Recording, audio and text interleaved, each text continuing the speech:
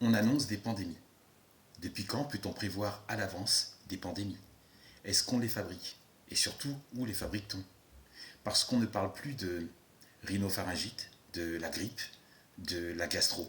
Par contre, le grand patron de l'Organisation mondiale de la santé parle de pandémies futures.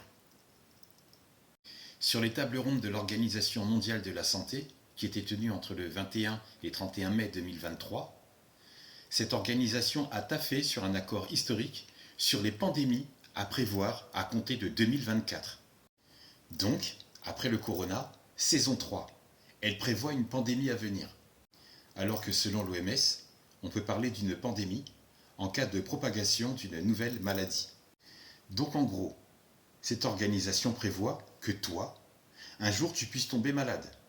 Mais malade d'une maladie qui n'existe pas encore, puisque les chauves-souris vont tchokocho les pangolins. Donc tu vas fourguer à tes proches une maladie qui n'existe pas encore, c'est une épidémie, puisque ça reste au niveau régional, puis peut-être national. Donc si ces proches voyagent, partent à l'étranger, diffusent cette maladie aux quatre coins de la planète, c'est là qu'on parlera d'une nouvelle pandémie. Question. Si l'Organisation mondiale de la santé anticipe ou est déjà au courant d'une maladie qui n'existe pas encore, pour éviter la propagation ou une nouvelle pandémie, pourquoi elle n'anticipe-t-elle pas l'interruption des vols de façon provisoire dans tous les aéroports? Si l'Organisation mondiale de la santé anticipe et est déjà au courant d'une maladie qui n'existe pas encore, pourquoi ne prend-elle pas les dispositions nécessaires pour en éviter la propagation? Autre question, si l'Organisation mondiale de la santé est déjà au courant d'une maladie qui n'existe pas encore, comment peut-elle fabriquer à l'avance un vaccin?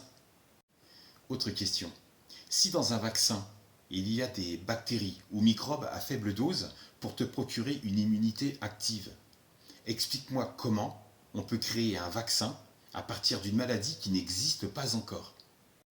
L'OMS prévoit dans son calendrier des maladies à venir. Ma question est, d'où viennent les antigènes vaccinaux à partir de maladies qui ne sont pas encore présentes?